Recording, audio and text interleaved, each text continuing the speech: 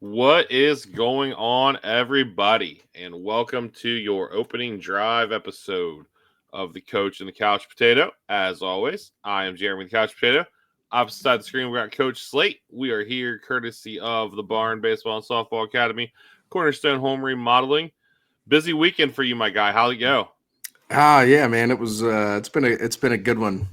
We had a CrossFit competition yesterday. I'm extremely sore, especially my right hamstring. It's not happy with me today. But it was good. My wife took home first in the comp. Shocker. Her and her team, man, they were itching to do one together. Her and a couple other Marionaires went out there and really dominated. So that was fun.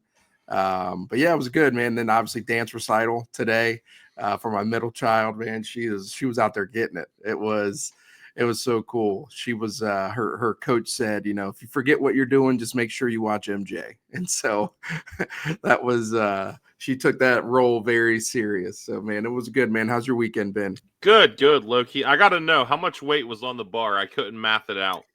So the 3 rep shoulder to overhead, I had 275 on the bar, and that's a PR for me. My goal was 250, but obviously competition, yeah, adrenaline's Get the pumping. adrenaline. So Yep. yeah, so I went for 275 and I got it, man.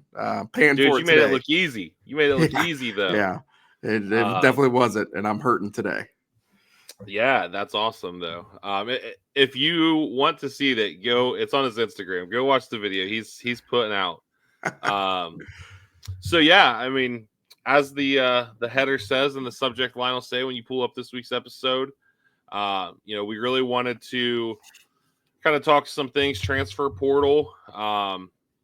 It's been interesting. I don't think I would say it's been chaotic yet. I think the Yeah, chaos will come as teams lose in the playoffs, bowl games, and because you are seeing a lot of guys who you would think are going to sit bowl games say they're playing.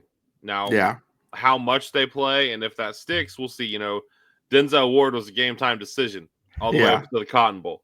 yep, Um, you know, Shador, Travis, Cam Ward, I mean, they all say they're playing. And it sucks because the transfer portal timing window is the dumbest. It's as dumb as this day was in the NFL. Let's yeah, just throw that out there. yeah, The Buckeyes have been fortunate to this point. We've addressed the guys that we knew were leaving until this point, but right after we recorded, or no, that was actually before, but we didn't dive into it this week. Devin Brown entered the portal, yep, but is staying with the team through the playoff. I don't blame him. I think this is for the best for everybody, himself, the team. That room is off schedule. yeah, We've talked about it before, and this finally, depending on how things go, will give you a chance to essentially be on schedule. yeah, Um, there's a whole lot of scuttlebutt out there that another quarterback is going to leave the room. When that happens, we'll talk about yeah, it. But I think that you're close to that room being on schedule. I think it's yeah. presumed that Julian Sayin is going to be the starter next year. Um, you know, the whole thing got off base with the whole McCord Ewers thing, and then obviously Sayin coming after you had Aaron Noland committed throws another wrench in the room. The fact you were able to keep all 5 guys throughout this whole season, though, that's crazy. Yeah, it's actually really impressive.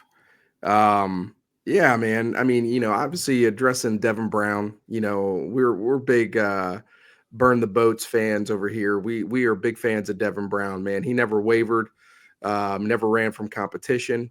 He just had some unfortunate things happen to him every time he was getting those opportunities.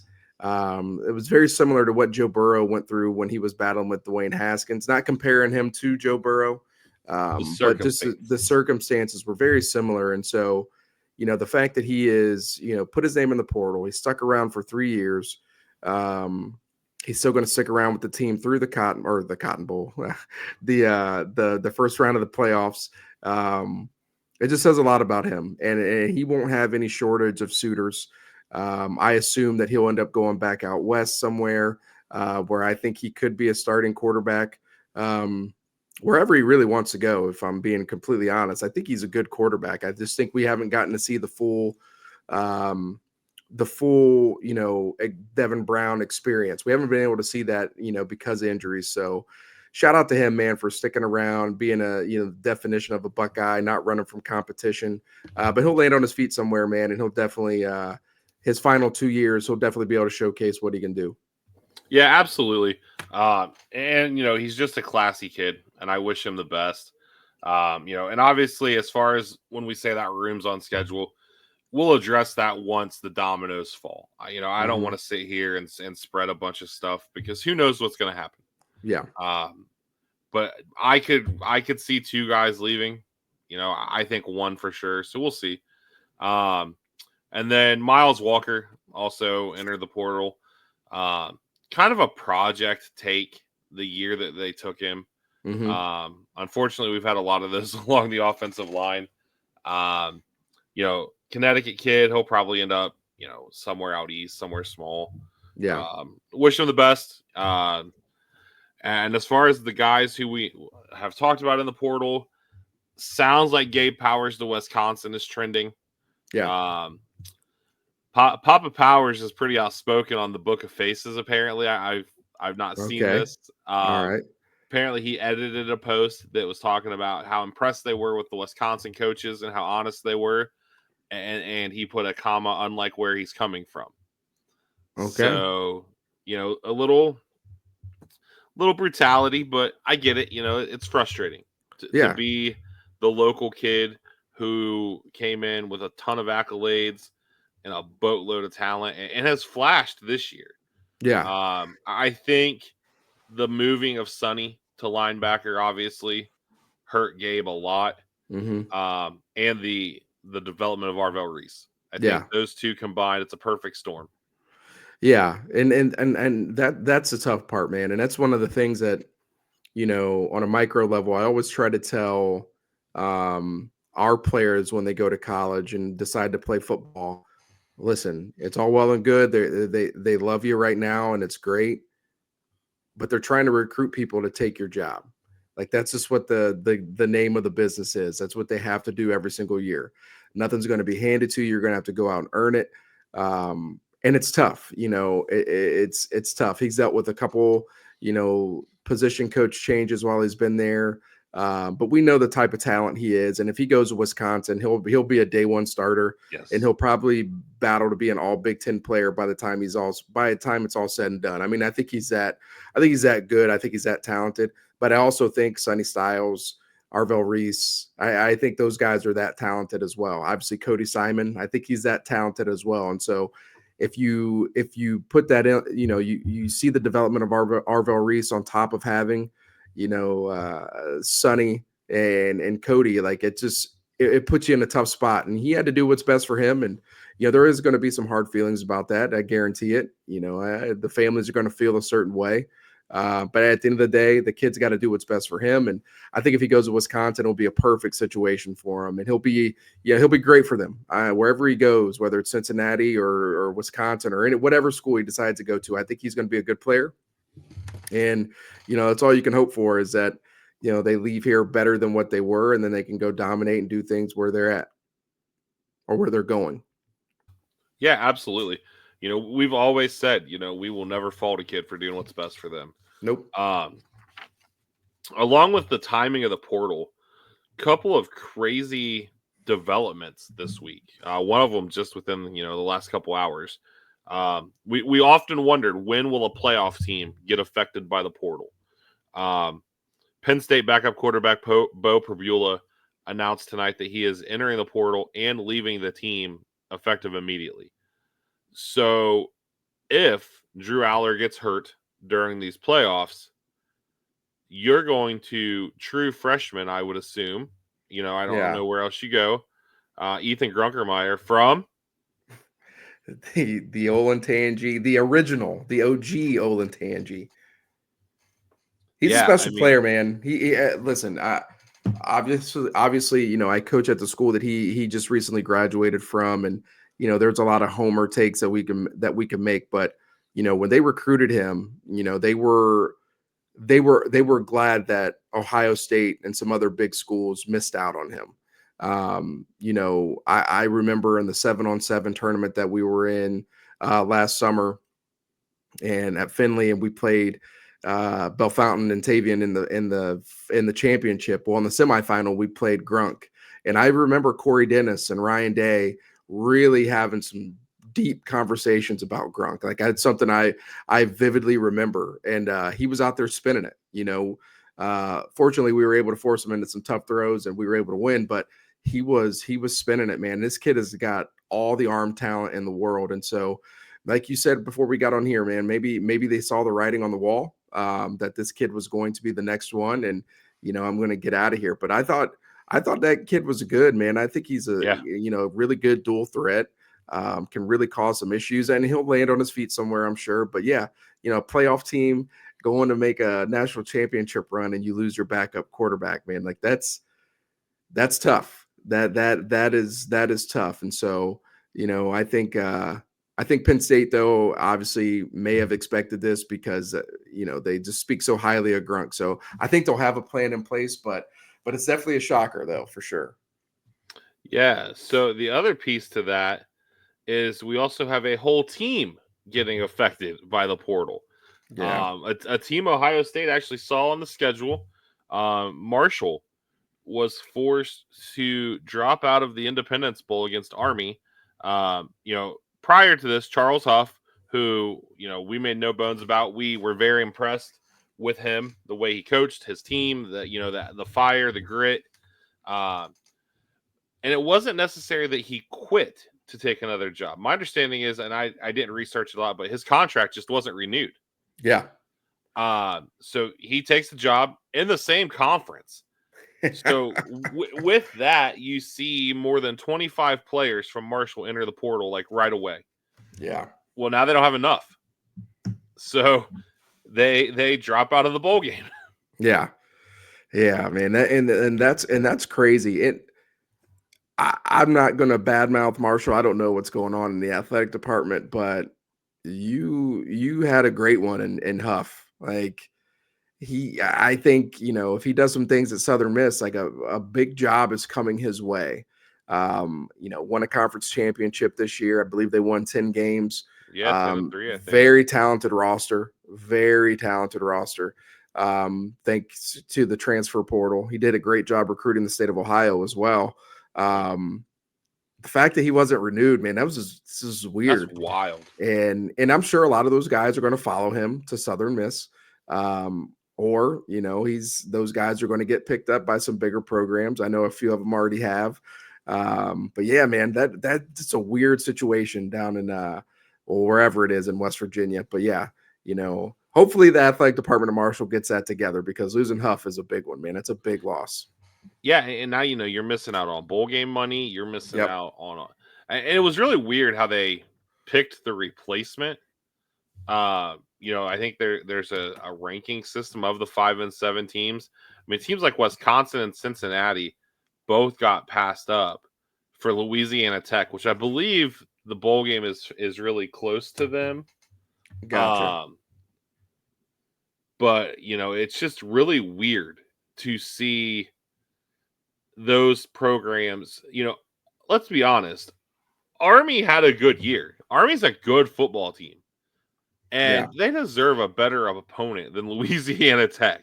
Yeah. Now, if this was girls bowling, Louisiana Tech's legit. But, yeah, just weird. So speaking of other coaching things real quick before we dive into our next thing, Rich Rod, back to West Virginia. Yeah. Country Roads, Take Me Home.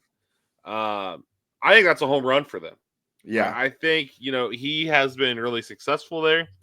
He understands the school, the area.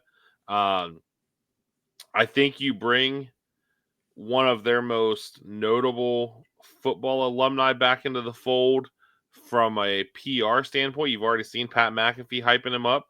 Mm-hmm. So that will be very cool for them.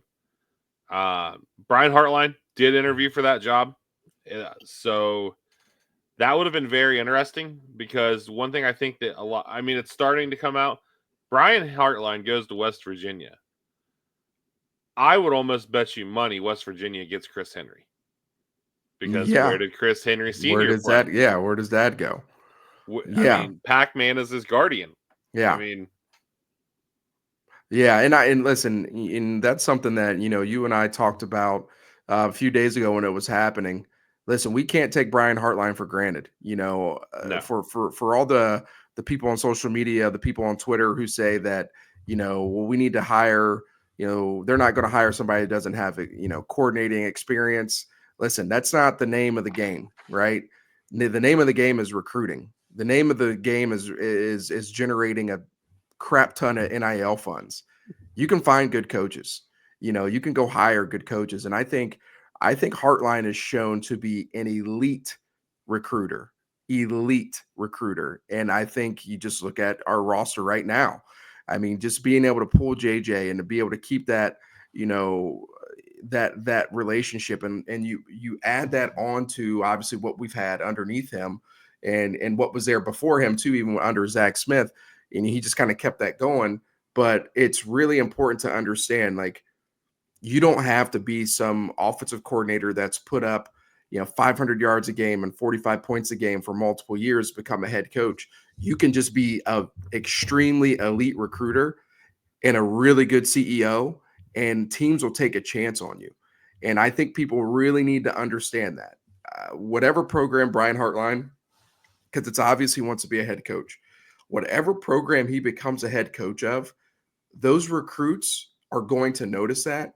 And it's going to see an uptick in the amount of just athletes from hotbed places like, in the South, where he's had a ton of success in Florida, like in Texas, where he's had a ton of success, with the receivers and down in Texas, obviously with Jackson Smith and Jigba and Garrett Wilson and all those, like, those are things that you're going to see him have success. Obviously at California, like 3 really hotbeds of recruiting, you're going to see him really start to see an uptick. So listen, don't take him for granted, man. I hope he's here for a long time, but he'll be a head coach soon. Yeah, absolutely. And it's going to suck when he leaves. But, Yeah. At the end of the day, no one guy is bigger than the program. We've seen that with Urban Meyer. We've seen that with, quarterbacks come and go, and we continue to, get around that. So that's going to be a sad day. And I mean, honestly, who knows though? Brian Hartline might be coaching at Ohio State in a year. Who knows? It's going to be just one of those things. I think that I don't really know how to describe it because you do want him to stay forever, but if he does want to, has finally decided he's ready to take that step, you want him to go be great, because he has given so much to this program. So yeah, I'm glad we have him for another year at this point. Knock on wood. There's still gonna be dominoes that fall. NFL jobs are gonna come open. Guys are gonna go to the league. That's gonna open up doors for college head coaching jobs. And so we'll go from there and see. But yeah, kind of circling back to the portal. Ohio State has not been real active in the portal at this point, and I get it. You're planning for a playoff game. Yeah. And I think it's a situation where a lot of the guys that you're watching in the portal or to see if they go aren't there yet. Yeah. Ohio State fans are in a tizzy because of 2 guys who have committed elsewhere already. One is the kicker from Eastern Michigan, committed to Arizona State, but it doesn't sound like Ohio State pushed real hard. Yeah. Because I think Ohio State is waiting to see if there's another kicker that enters the portal, who's still playing in the D1 FBS or no FCS. FCS. Local kid, North Dakota State, I think. Yeah. So we'll see. But that's what, we are such a spoiled fan base. We really are. Yeah. That, we want what we want and we want it now. Yeah. The other one, obviously, the safety from Purdue, who is not a need for Ohio State at this point, would have been a massive get, but was supposed to visit this coming weekend, committed to Oregon. Mm-hmm. Think back to July and August when we kept repeatedly saying Oregon is going to be a problem. Absolutely. And a lot of people in this fan base did not want to acknowledge that. Yeah. I'll be interested to see what the whenever they come out with the amount of money that's spent in NIL, I will be interested in see what theirs is going to be in the next year. Because it's just unlimited. And listen, I'm not upset at them. You've got Phil Knight in your back pocket, use him. And if he's willing to pony up all the cash and do all these different things, like, listen, like that's great for you guys. It's setting you up for the new wave or new age college football, and it's going to allow you to become a power. I have no issues with that. The thing is, you also have to understand, we can't just get everybody in the portal. Roster management is huge. Where do you allocate the funds, right? If you've got, let's say, and I don't know how much they're paying Caleb Downs, but if I've got $2 million in Caleb Downs, am I going to put $2 million in another safety? You've got to really look at that. Or am I going to work to develop the studs that we already have on this roster, right? Or am I going to go get, Fahim Delane's brother who can play safety and play in the slot as well? And he's not going to cost me the same amount as, Dylan Thanaman, or however you say his name, from Purdue. And so, like, those are the things that you have to think about. And it sucks. Your initial gut reaction is like, oh my God, the Buckeyes aren't doing this. The Buckeyes aren't doing that. Where are they going to prioritize their funds? They have already shown you what they're going to prioritize, and it's keeping their veteran players.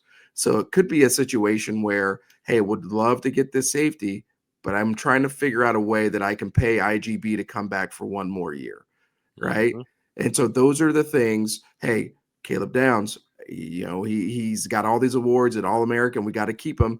Maybe we were paying him $2 million. Maybe now he wants 2.5, right? So you have to take those things into consideration. And I just don't think Buckeye fans do that. And I totally get why people think Buckeye fans are absolutely outrageous, because we aren't going to get every freaking player that has jumped in the portal. When we brought in Jimmy Simmons, everybody was like, who the hell is this guy? Why are we doing it? And now we would pay him $5 million to come back next year, right? And so you just have to be patient. The coaches don't suck because they're not getting every single player in the portal. There are 6,000 plus players in the portal right now, right? Wow. The Buckeyes are going to pick up the linemen that they need, right? They're not just going to sit there. They're going to pick up the linemen that they need, right? It may not be exactly when you want it to be. It may not be exactly the guys that you wanted, but they're going to get those guys. And so understand roster management. This is the NFL.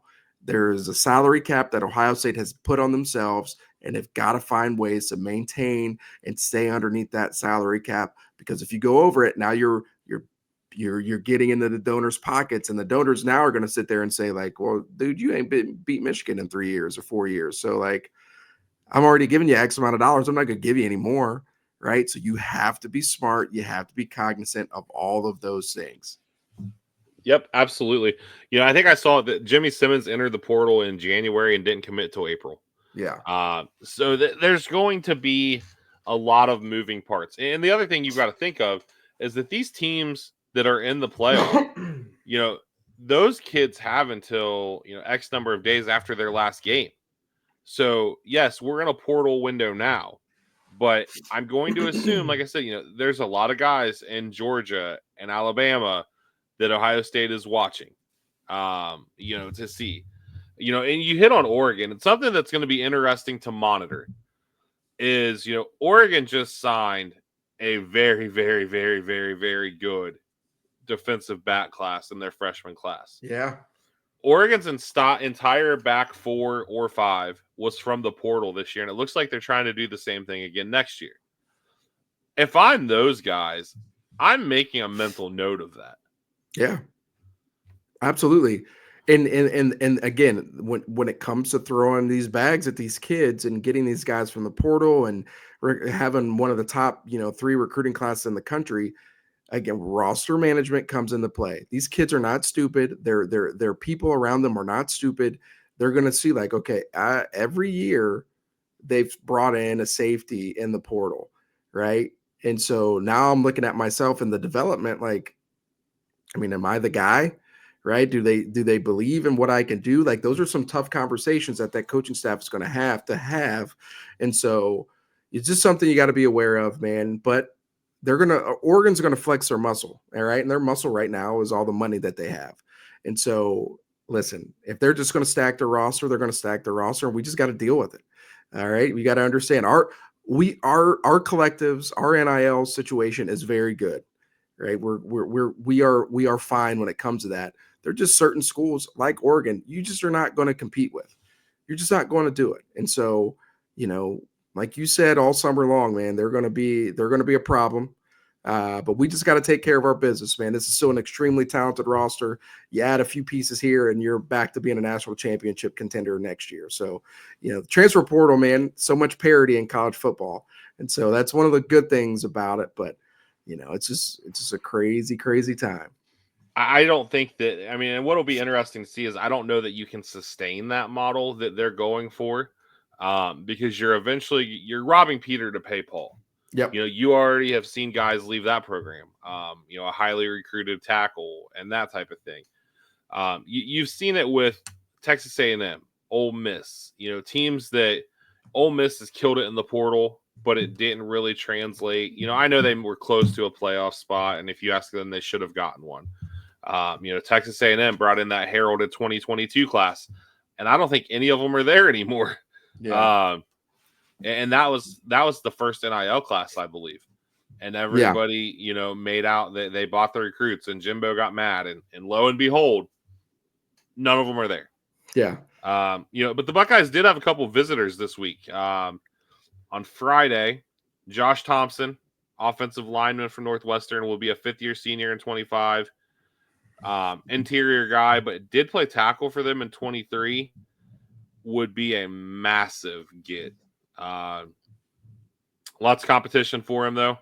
Mm-hmm. He's from Michigan. It sounds like they're involved, and they have miraculously gone and found a billionaire donor. Whatever. You still got to coach them up, and I mean, yes, they beat us this year.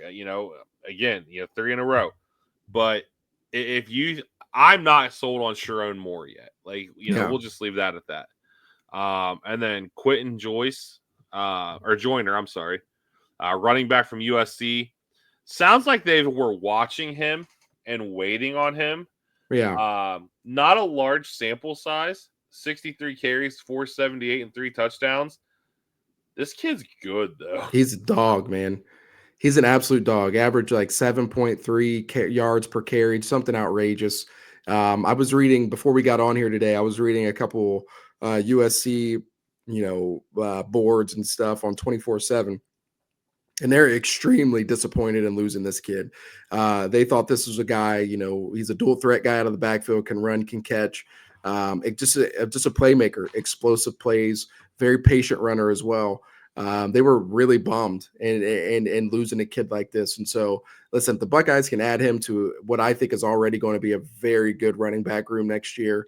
I think what we proved this year is that the 2-back system at Ohio State can be successful. And I think that's going to be the model going forward. And I think, with both Quinshawn and Travion having, close to 900 yards rushing, and obviously still have the playoffs as well, they've shown that it can be very successful, and you're going to keep each other fresh. You're going to keep each other, the wear and tear off the body, which is going to bode well for your NFL future. Unlike an Ashton Jeanty, who is, 350 carries this year, like it's a lot of wear and tear. Like he's got no choice but to leave. I think he's only a junior, so he's got no choice but to leave. And so, having the two-back system is going to be, I think, paramount in the future of our running game. And so getting a kid like this and you couple him with the James Peoples, or you couple him with, just the other guys we have in the room. And I think we're going to have another, stable of good running backs next year. Yeah, absolutely. You look at Bama for so long. Bama ran 2 and 3 platoon at running back. So then I've got some names here jotted down kind of in the next 2 tiers. This tier, guys, is guys who it sounds like Ohio State has been in communication with, and I would say are quote-unquote in play. Isaiah World, tackle from Nevada, massive human being. Yeah. Sounds like he's going to be on campus this week. Another name on the offensive line that just emerged today, I think, Ratrell Perry, offensive tackle from Central Connecticut. Yeah. They have him ranked as like the number 6 tackle in the portal. A lot of people are, again, Ohio State fans. Central Connecticut, let it ride. Let's see what we're doing here. Mansour Delane, cornerback, Virginia Tech, another kid. And yes, that is Fahim's brother that Coach hit on earlier. And then Justice Haynes, running back from Bama. No Ohio State visit set. Sounds like the team up north, Ole Miss, South Carolina. But I think it was Berm yesterday said that if the number he's hearing, dollar-wise, is the number, hard pass. Yeah. And I think Justice Haynes and James Peoples are very similar. Quentin Joyner gives you a different mold of back. Yeah, absolutely. Absolutely. And again, this is another, if the Buckeyes have identified the running back position as a place where they want to add, a veteran guy that's going to be here for a couple years. Listen, let's say we miss out on Joyner. Let's say we miss out on Haynes. There are a gazillion running backs in the portal right now who have starting experience that are really good players. There's one right now that's from Bowling Green that is very good. Yes. And so, you just got to understand, yes, these are people that Ohio State may be in contact with, but just like Berm, and shout out to Berm, who's really tied into all these things, if the number that they are hearing is way too high, the Buckeyes are not going to do that. I'm sorry, just like the NFL, running back is not a priority position when it comes to shelling out money, right? It's just not. Think about, a guy like TC Caffey. If he was healthy and he was in the rotation this year, he probably has 350, 400 yards rushing, right? It's a walk-on. So you're going to be able to get these guys in the portal, right? There's a guy on the roster right now that's a walk-on that was up for Mr. Ohio last year. And so there are just some really good talent out there still. So don't get upset if we don't land the right guy or the guy that we wanted or the guy that Buckeye fans wanted. There's a ton of talent out there, and the Buckeyes are not going to overpay for a running back right now unless they are absolutely elite, Reggie Bush type impact. That's what they're going to overpay for. And right now, they've got a good stable of running backs coming in. You got Sam Williams-Dixon and you got James Peoples coming back, plus 3 more running backs. Your running backs room is going to have 5 guys in it next year. So, it will be okay if we don't land those guys, but understand they're not going to just shell out a crap ton of money on a running back. They rather prioritize that money on the offensive line. I can guarantee you that. Maybe they bring Chip home. Chip's in the portal. Yeah. Who knows? And then the next group are guys that I would say 3 of the 4, probably the tires are going to get kicked on. Alex Walschlager from Bowling Green. This is the kind of guy I want if you're going to bring tackles in, which we need tackles. Let's call it, let's be honest. Yeah. Tons of experience, grown man at this point. Trey Knowles isn't a need, unfortunately, because I think he's still going to be really, really good. Linebacker from Georgia. But I think you might kick the tires, just to see. But, with what we've heard about Peyton Pierce, with Riley Pettijohn, I think, if you don't get Trey Knowles, it's not the end of the world. Yeah. An interesting name for me is Max Clare, the tight end from Purdue. Mm-hmm. With G graduating, if you're not sold on Bennett Christian and Jelani, you'll have Kazmarek back, assuming that could be interesting. And a name that Ohio State's been linked to, but I don't know what to expect, is Micah Hudson, wide receiver from Texas Tech.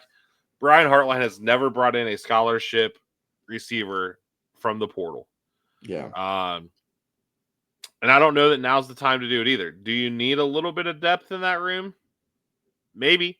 You're losing Jaden Ballard. You're losing Kojo. Who knows what happens after the playoff? And again, there's going to be a ton more names that enter. Yeah. I the biggest thing I want to see the Buckeyes do is prioritize, obviously, that offensive line. You hit the nail on the head, man. Like, we have a need at tackle. And so I like being able to go get some ready-made guys. If we're able to pick up that Isaiah World guy, if we could go after the kid from Bowling Green, and then you got the kid from Northwestern who's a swing guy who can play inside, can play outside. I think they would bring him in for interior, but I could see them bringing him in to be the right tackle as well. I think those are the spots that you have to prioritize. In an ideal world, let's say the Buckeyes are looking to bring in like 4 transfer portal offensive linemen. In an ideal world, you go get 2 guys that are going to be like pretty much one and done, kind of like Seth McLaughlin, and then you go get 2 guys that are going to be around for at least 2 years. That would be ideal. So that way you're working on future depth as well as meeting an immediate need. The other name I'm very interested in, especially if Jim Knowles, as our defensive coordinator next year. Again, you just never know with this stuff. Not saying that we've heard anything, but another name that I would pay attention to is gosh, I'm going to butcher his first name, but the kid that went to Indiana, now he's at Oklahoma, and he just got back. Deshaun McCullough. Yeah, McCullough. There we go. That is a dude who is an ideal jack linebacker. He's a hybrid. Obviously, I think at one point he was committed to the Buckeyes or something. Silent, I think. Yeah, and so like that's a name I would definitely be interested in. Not necessarily a need. But somebody that could provide immediate impact on our defense. His dad put out a pretty nice tweet about his son. I think his dad coached at Indiana for a while, but his dad put out a pretty nice tweet about his son. And, I think that's a kid that I would definitely monitor. But listen, the Buckeyes know what they got to do. They were quiet last year, and then boom, Quinshawn, boom, Caleb Downs, right? Those things just popped up. I want to say out of nowhere, but it really wasn't out of nowhere. They would obviously been working on those things behind the scenes. So I trust that, the Buckeyes are going to bring in the guys that we need to get this roster figured out going forward in the future. And, we'll see what happens, man. But we definitely need to address the offensive line. Yeah, absolutely. And I think we'll get a better feel for what they're going to be looking for when we see what offensive line rolls out on Saturday night. Which obviously, we have not talked about the playoff game, and that's obviously because we'll do before the battle this week. Massive game, though, in a lot of ways. You brought up Seth McLaughlin. Shout out to him. Won the Remington Award Thursday night. The big award was last night, as we're recording this on Sunday night, and that was with Travis Hunter winning the Heisman. Well-deserved. Narrowest margin of victory since 2009, I think. Over Ashton Genty. Just real quick, it's just insane the number of people hating on Travis. But now we know how the show All American was supposed to end. With Spencer winning the Heisman. Yeah. Real quick on the postseason awards front, though, Harold Fannin Jr. got absolutely robbed of the Mackey. Yeah. Now, don't get me wrong. Tyler Warren is a dog and is going to be really, really good in the NFL. But numbers don't lie. And Harold Fannin led the country in like 20 categories among tight ends. Yeah. Yeah. The postseason awards, man, it's tough. I've seen a lot of people put some stuff out there that's a popularity contest, which, I think part of that is true. For sure. But in terms of the Heisman specifically, listen, and this is just my opinion. I feel like there were 2 guys that were very deserving of the award. Ashton Jeanty and Travis Hunter. I think those are the only two guys that should have been up for consideration. I wouldn't have invited 4. I would have only invited 2 because I think those are the 2 best players in the country. Absolutely. And while I understand that, Ashton Jeanty, had the best season running the ball since Barry Sanders, right? I totally get that. We've seen that before, though. We've seen dominant running backs before. And I'm not knocking him. I think he's an absolute dog. He's just a game wrecker. He can do so many things, and he's done so many things for that Boise State team. If you take him away, they are not the team that they are. Everybody knows 100%. But we've never seen anybody do what Travis Hunter has done. People could say, oh, they just pad his stats. They just do this. They just do that. Listen, the kid he had 1,100 yards receiving this year, plus 14 touchdowns. And then he would literally turn right back around and play every snap of defense, where he had 4 interceptions, where he had 30-plus tackles, where he had 11 pass breakups. Like, we've never seen anything like that. And here's the crazy thing. Everybody says, well, if you take Travis Hunter and you put him on a different team, he's not the same player. Yes, he is. If a coach is willing to allow him to be a two-way player, he does the same exact stuff for another program. It's a guarantee. I can almost guarantee it. He's that special of an athlete. And so I think when the Heisman voted on that's what they voted on. Mm-hmm. What haven't we seen before? If you look back to when Charles Woodson won it, I will never forget that. I remember being excited that a defensive guy won it, right? That's because we had never seen anybody do what he was doing, and he wasn't a full-time offensive player. And his numbers were not good on either side of the ball. Exactly. I mean, honestly, and Ndamukong Suh should have won it. Absolutely. As far as that goes. But yeah, I just hate seeing it because, either one of those guys deserved it. And hence the reason why the number was so close. Absolutely. Between the two of them. I should have taken the $20 bet I got offered a month ago that said Cam Ward would win it.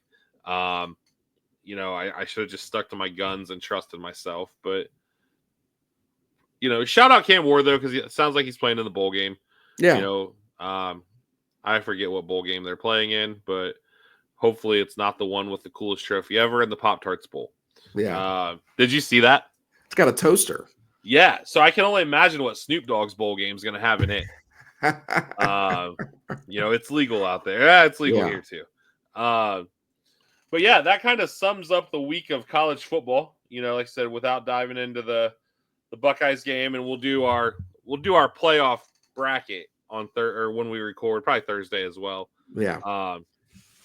But so we thought it'd be a great episode to bring back Mount Rushmore. Everybody likes Mount Rushmore. I'll be excited to get the normal text messages I get to, telling me how good, bad, or ugly our picks are. With it being the first game of the CFP this week, we decided to do best bowl game performances. I'm going to preface this with when I shot this idea to you last night, I really thought this was going to be easy. It is not. Just say, boom, here's my 4 performances. I cheated a lot. So I'm going to go ahead and toss these out. And I actually put mine in order for once in my life. Number 1 is a trifecta because they're all dependent on each other. A guy that I'm actually watching here to my left right now finally show the world what we knew. So we're going to go to the 2022 Rose Bowl against Utah. The trio of CJ Stroud, Jackson Smith and Jigba, and Marvin Harrison Jr. Yeah. CJ Stroud went 37 of 46 for 573 yards and 6 touchdowns. Insane. JSN caught 15 balls for 347 yards with 3 touchdowns. Marv caught 6 for 71 and 3 touchdowns. Now, the biggest caveat to that game is that Garrett Wilson and Chris Olave were 1 and 2 that year and sat it out. Yeah. So these guys didn't have a whole lot of time together. And to go put on that performance, I feel like that deserves to be number 1. Yeah. Number 2, the numbers aren't insane, but when you factor the numbers with the fact that Ryan Day got the Dabo Sweeney monkey off of his back, and again, I kind of cheated. I went with the 21 Sugar Bowl against Clemson, the duo of Justin Fields and Trey Sermon.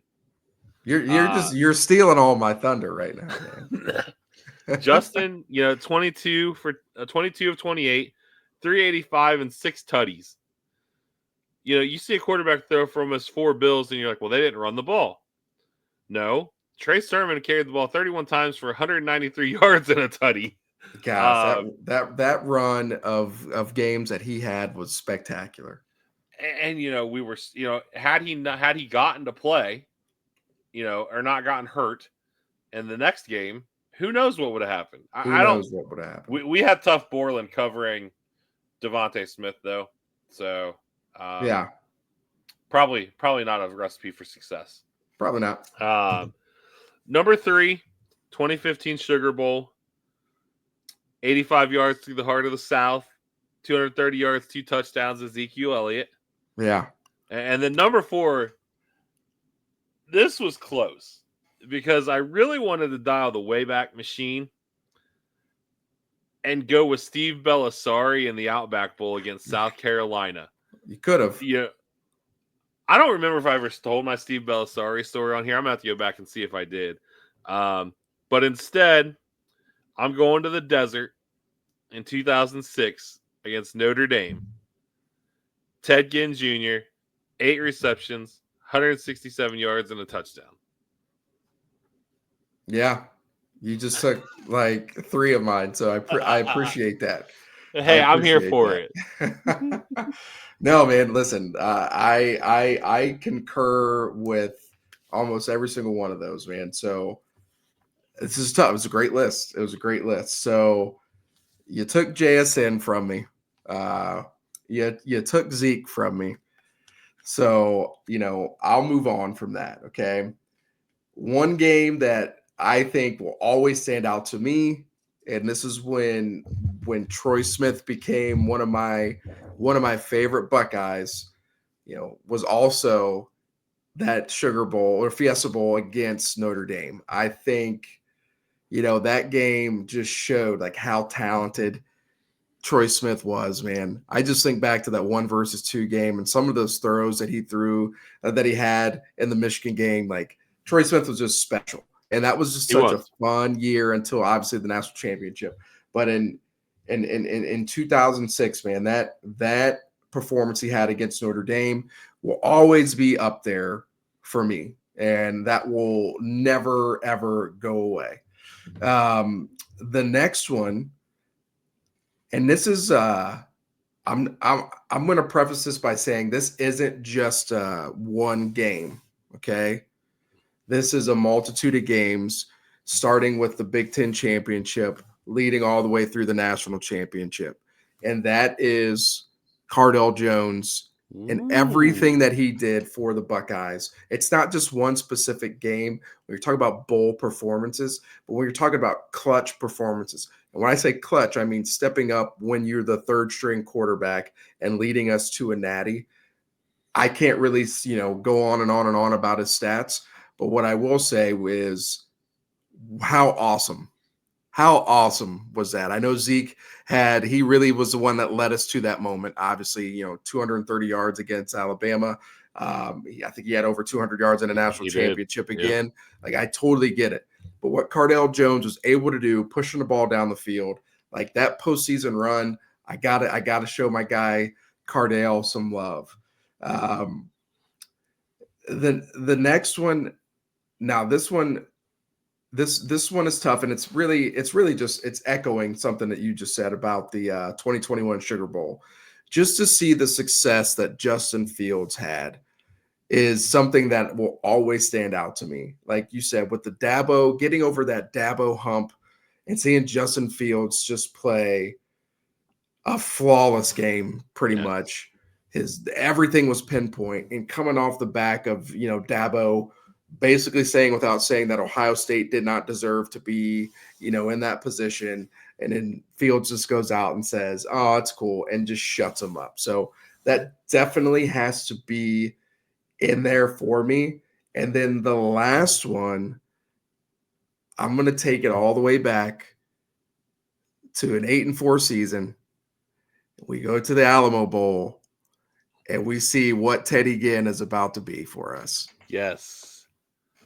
I will never forget that, man. Like, that is something that, I will always remember.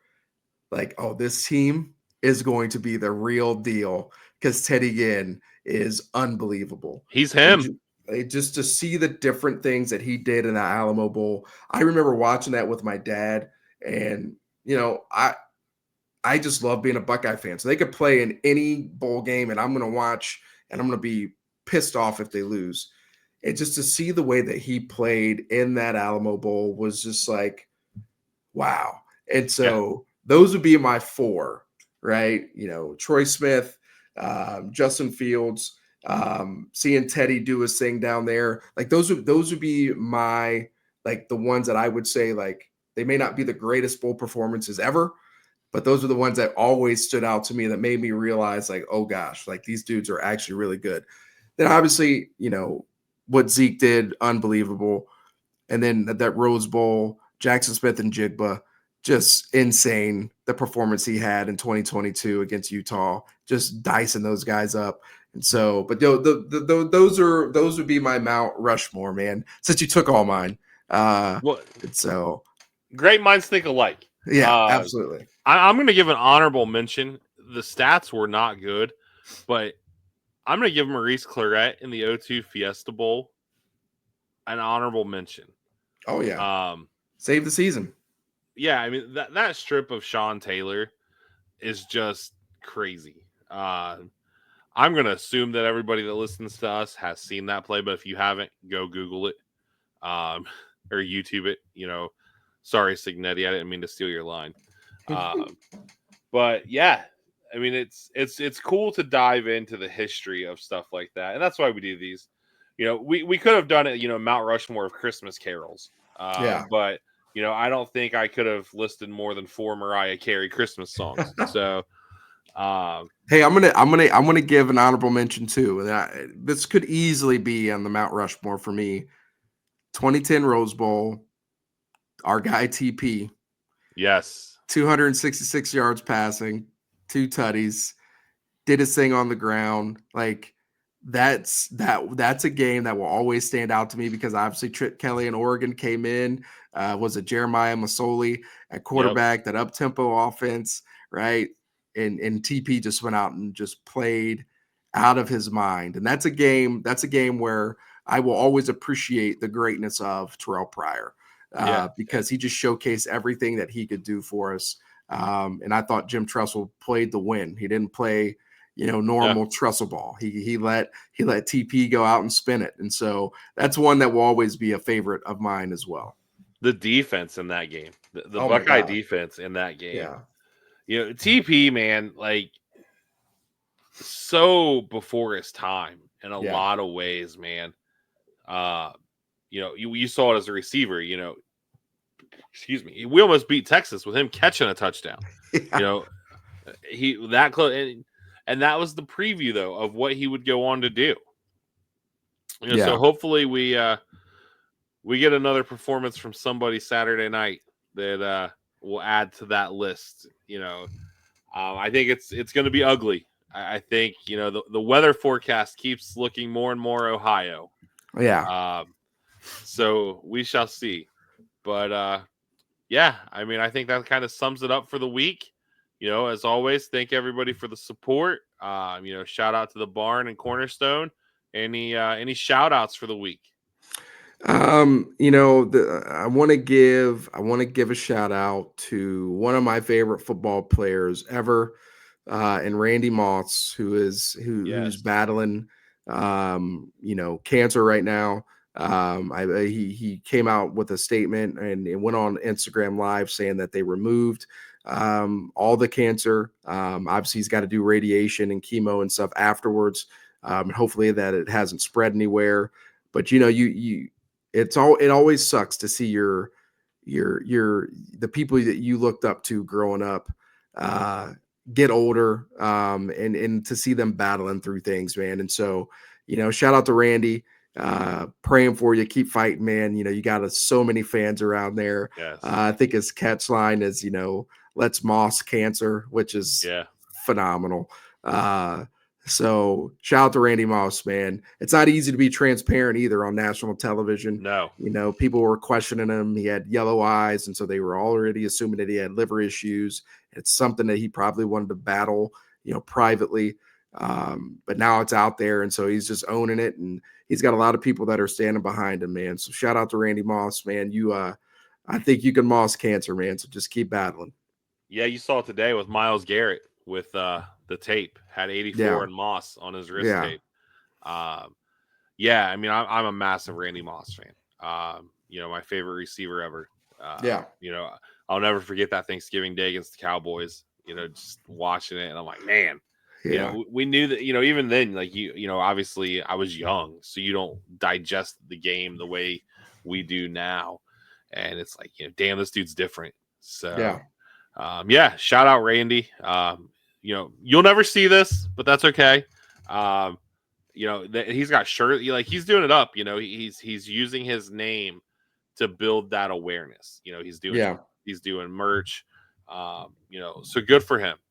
Anytime that, you can get some funds generated to fight that battle, we saw it with Stephanie Spielman for the longest time, and that whole foundation. So, kind of not a somber note, but, hopefully it's right. He gets right and goes from there. With that, we will see you guys later this week for your Before the Battle volunteer version. We got to come up with something clever to name it. So if you got any ideas, let me know. And with that, we'll see you guys then.